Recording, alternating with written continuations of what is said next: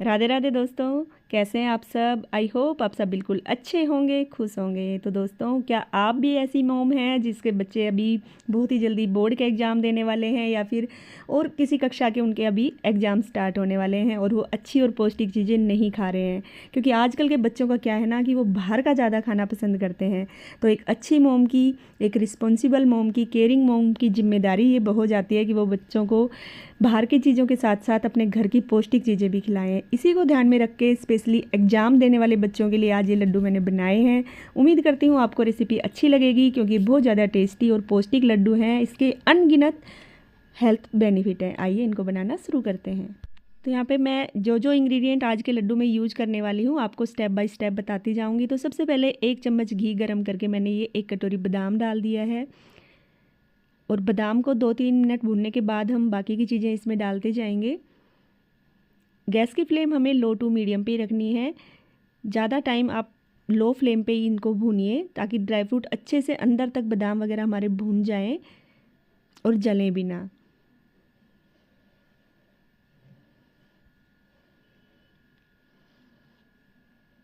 तो बादाम भुनने के बाद अब आधी कटोरी भर के डाल दें इसमें काजू।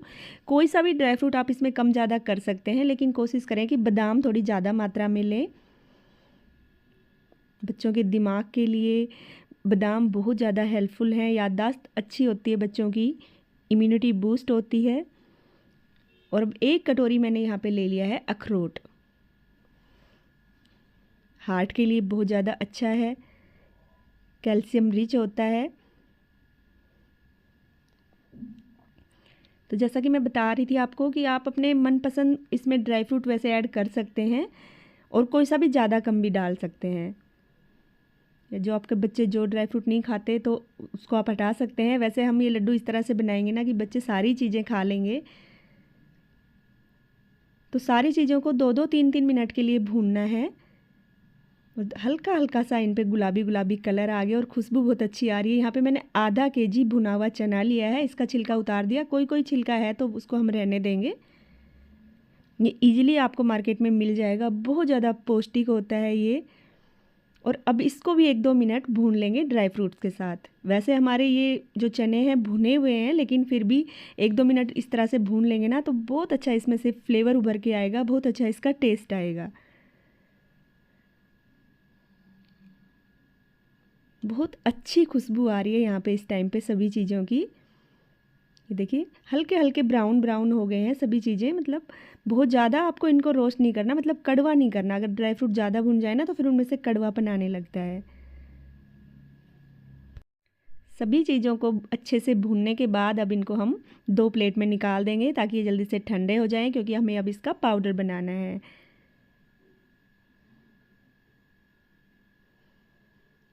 सारी चीज़ें निकाल ली, कढ़ाई को एक बार साफ़ कर लेंगे और अब इसी में हम बाकी का काम करेंगे। तो दोबारा से इसमें 1 चम्मच घी डालेंगे, और 2 कटोरी भर के अब इसमें हम डाल देंगे मखाने। मखानों की तो आपको पता ही है कितने सारे हेल्थ बेनिफिट हैं।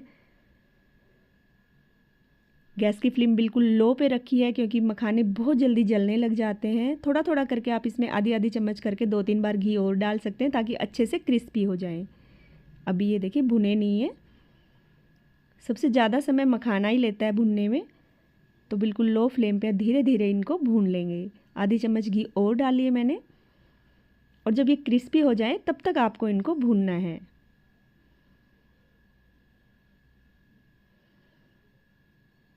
तो देखिए मखाने हमारे क्रिस्पी हो गए हैं, अच्छे से भुन गए हैं।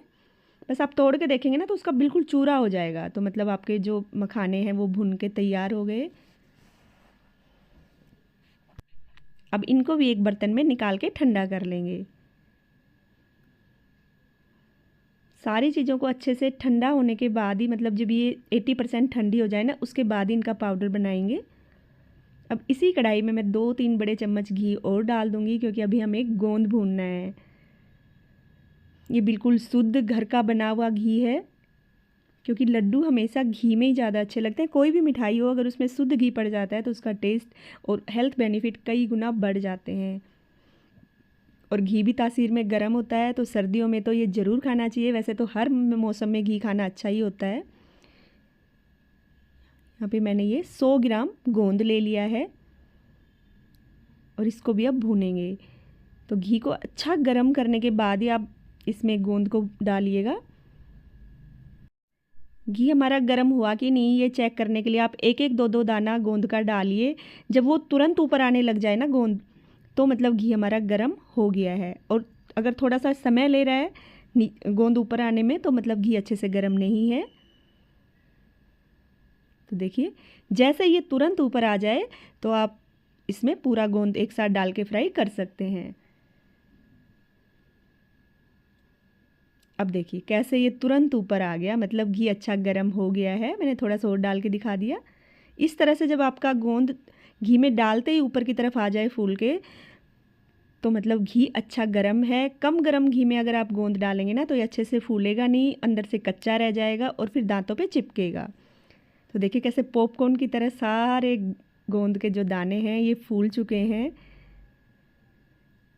अब गैस की फ्लेम मैंने बिल्कुल लो पे ही रखी हुई है और इस तरह से प्लेट में डाल के आप चेक कर लें। ये देखिए कैसे हर दाना फूट रहा है।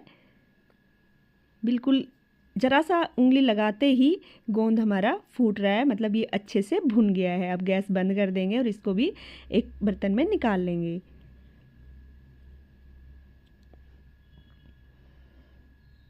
गोंद को अच्छी तरीके से भूनना बहुत ज़्यादा ज़रूरी है। ज़रा सा भी ये कच्चापन रह गया ना तो इसमें, तो फिर ये आपके सारे लड्डू के टेस्ट को ख़राब कर देगा।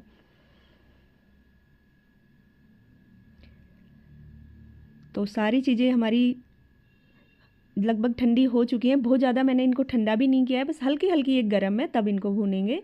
सबसे पहले मैंने मखाने भून लिए हैं और मैं इनको थोड़ा ज़्यादा पीस रही हूँ, मतलब ज़्यादा महीन कर रही हूँ, क्योंकि मुझे अपनी बेटी को खिलाने हैं और उसको अभी ब्रेसेस लगे हुए हैं। आप थोड़ा थोड़ा मोटा भी रख सकते हैं, जैसा आपको पसंद है या जैसे आपका बच्चा खाना पसंद करता है। क्योंकि मुझे अपनी बेटी को ये सारी चीज़ें खिलानी भी है, अभी सर्दी का टाइम है और ये चीज़ें हेल्दी तो होती हैं, तो उनको खिलाने के लिए देखिए थोड़ा सा मुझे अभी पाउडर बनाना पड़ रहा है।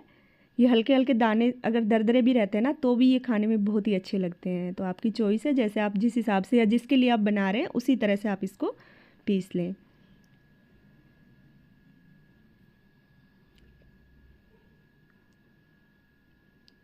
बहुत अच्छी खुशबू आ रही है यहाँ पे जब मैं इनको पीस रही हूँ ना। और अब हम अपना गोंद पीसेंगे। तो गोंद पीसने के लिए क्या करेंगे, थोड़े से दाने हम पहले इसमें चने के और ड्राई फ्रूट के डाल देंगे। उसके बाद ये जो अपना गोंद हमने फ्राई करके रखा था, फुला के रखा था, वो डाल देंगे। सारे मैंने एक साथ गोंद को डाल दिया और अब इसको पीस लेंगे। गोंद को आप चाहें तो किसी गिलास या कटोरी से भी फोड़ सकते हैं, नहीं तो इस तरह से मिक्सी में पीस सकते हैं। मैंने गोंद को अकेला नहीं पीसा, नहीं तो क्या होता है ना, ये मिक्सी पे पूरी पे चिपक जाता है, क्योंकि ये घी में भुना हुआ है, इसके अंदर घी होता है, तो ये पूरी मिक्सी पे चिपक जाता है। इसलिए मैंने थोड़े नट्स और चने के साथ इसको पीसा है, ताकि बिल्कुल भी ये मिक्सी के जार के अंदर चिपके ना।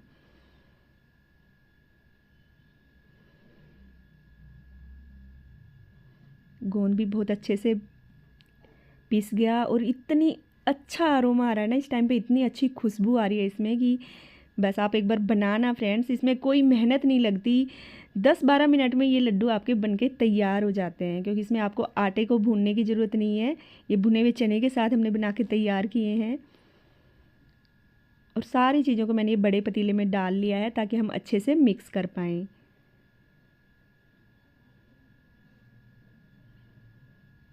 तो एक बार सारी चीज़ों को मिला लेंगे, ताकि जो गोंद हमने सबसे लास्ट में पीसा है ना, ये भी इसके अंदर डल जाए। और यहाँ पे मैंने घी और गरम कर लिया था 2 चम्मच भर के। टोटल यहाँ पे मेरा आधा किलो घी लग गया इन लड्डुओं को बनाने में। और अब इसमें डाल दूँगी मैं पोपी सीड, ये 100 ग्राम है। गरम घी के अंदर मैंने डाल दिया ताकि ये थोड़े से भुन जाएं। ये सबसे लास्ट में ही डाले हैं, क्योंकि इनको घी में से निकालना तो मुश्किल है, तो मैंने सबसे लास्ट में डाल दिए, क्योंकि अभी मुझे घी लड्डू के अंदर ही डालना है। और गरम घी में 1-2 मिनट में ये भुन जाते हैं। अब जो हमने घी और पोपी सीड गरम करे हैं ना, वो इस मिक्सचर के अंदर डाल देंगे।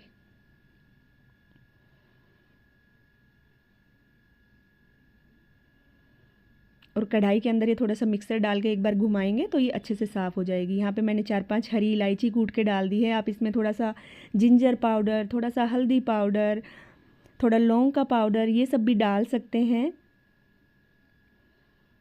पर क्योंकि मैं बच्चों के लिए बना रही हूँ, उनको इलायची का फ्लेवर अच्छा लगता है, तो मैंने 4-5 हरी इलायची कूट के डाली हैं। सारी चीज़ों को अच्छे से मिक्स कर लिया और अब लास्ट में डालेंगे इसमें देसी खांड। तो यहाँ पे मैंने 400 ग्राम खांड ली है। मीठा आप अपने टेस्ट के हिसाब से कम ज़्यादा कर सकते हैं, पर क्योंकि हमारे जो ड्राई फ्रूट होते हैं ना, इनमें भी मिठास होती है, तो बहुत ज़्यादा मीठा नहीं डाला मैंने यहाँ। घी आधा किलो लग गया और मीठा मैंने 400 ग्राम लिया है। अच्छे से एक बार मिक्स करेंगे सभी चीज़ों को और लड्डू बांध के देखेंगे। पहले भगवान जी के लिए निकाल दिया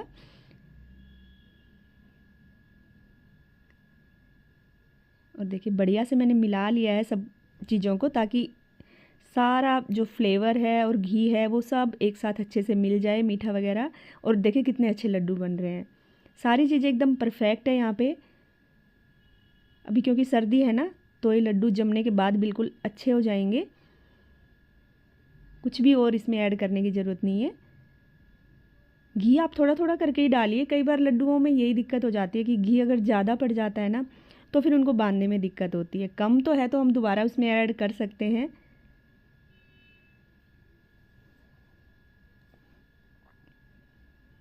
बस इसी तरह से हम अब अपने सारे लड्डू बना के तैयार कर लेंगे।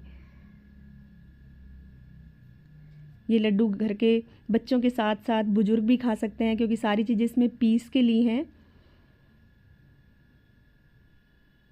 छोटे बच्चों को भी थोड़ी थोड़ी क्वांटिटी में आप खिला सकते हैं। और लड्डुओं का कलर देखिए कितना शानदार आया है। इतनी अच्छी इसमें से खुशबू आ रही है ना, और स्वाद तो इतना लाजवाब है। एक बार आप अपने घर पे बना के ट्राई ज़रूर करना और फिर मुझे आप कमेंट बॉक्स में लिख के बताना कि आपके लड्डू कैसे बने। तो लड्डू बनाने का तरीका मैंने इस वीडियो में स्टेप बाय स्टेप सारा बता दिया है। लड्डू कम और ज़्यादा आप अपने ज़रूरत के हिसाब से बना सकते हैं। टेस्ट इनका माइंड ब्लोइंग है, बहुत ही लाजवाब है। और हेल्थ बेनिफिट तो इतने सारे हैं, क्योंकि जितनी भी चीज़ें डाली हैं आप गूगल करके देखना, सारी की सारी ही हेल्दी हैं। और सर्दियों के टाइम में तो ये रामबाण एक औषधि की तरह आपके बच्चों के लिए काम करेगा। मार्केट की चीज़ें तो बच्चे अपने आप ही बहुत सारी खा लेते हैं, लेकिन घर पे अच्छी और पौष्टिक चीज़ें खिलाना एक माँ की जिम्मेदारी होती है। तो आप भी इन लड्डुओं को बनाइए और अपने बच्चों को खिलाइए।